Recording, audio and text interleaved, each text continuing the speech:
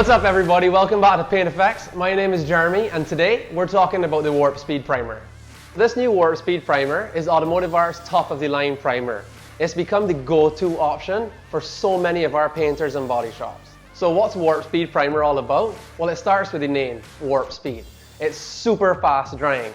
It will be dry to the touch within 1 hour at 20 degrees Celsius or ambient. So you can imagine how quick it is if you need to throw a light on that.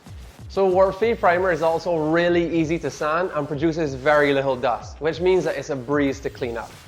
To add to that, it works with any of our Automotive Art universal hardeners, and it comes in two great sizes, the 1 litre and the 3.5. So we all know that time is the single most important thing when you're running a body shop, and the Warp Speed Primer is going to get you onto the next step faster than anything else. This should be your go-to product, whether you're doing a spot repair or a full panel repair.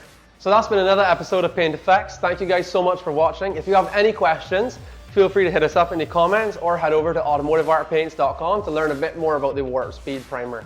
I'm Jeremy, and I'll catch you in the next one.